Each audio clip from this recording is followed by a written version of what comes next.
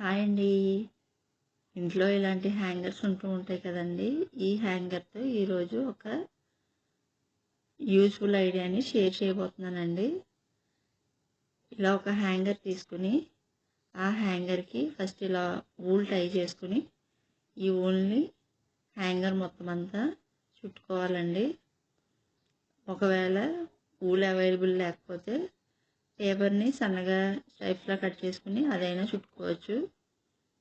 తర్వాత ఇలా ఒక రిబ్బన్ తీసుకుని ఈ రిబ్బన్ని కట్ చేసుకుంటున్నాను అండి. కొంచెం లెంగ్త్ తీసుకుని కట్ చేసుకుని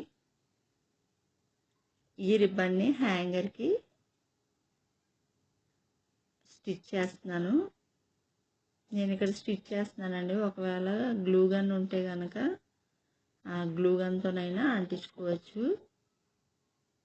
ఇలా స్టిచ్ చేసిన తర్వాత ఇంకొక రిబ్బన్ని తీసుకున్నాను. ఈ రిబ్బన్ని ఇలా చూపిస్తున్న విధంగా ఫోల్డ్ చేసుకుని మళ్ళీ ఇక్కడ స్టిచ్ చేస్తున్నానండి.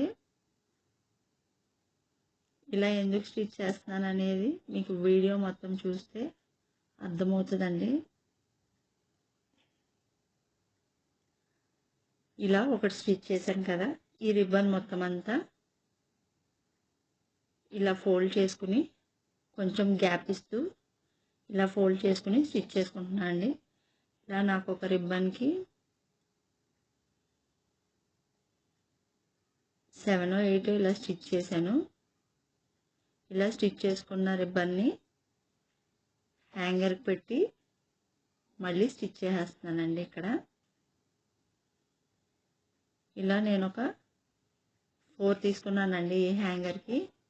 తర్వాత ఒక కార్డ్బోర్డ్ తీసుకుని దాని మీద నేను ఇక్కడ హార్ట్ షేప్ డ్రా చేసుకుంటున్నాను. డ్రా చేసుకుని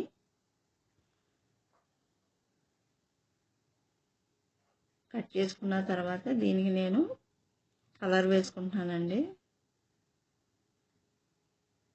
ఈ హార్ట్కి మనం ఇక్కడ ఊలైనా చుట్టుకోవచ్చు.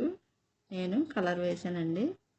ఇలా కలర్ చేసుకున్న తర్వాత దీన్ని కొంచెం డెకరేట్ చేయడానికి ఇలా ఒక రిబ్బన్ని అంటిస్తున్నాను. ఇది హ్యాంగర్కి అంటిస్తున్నానండి.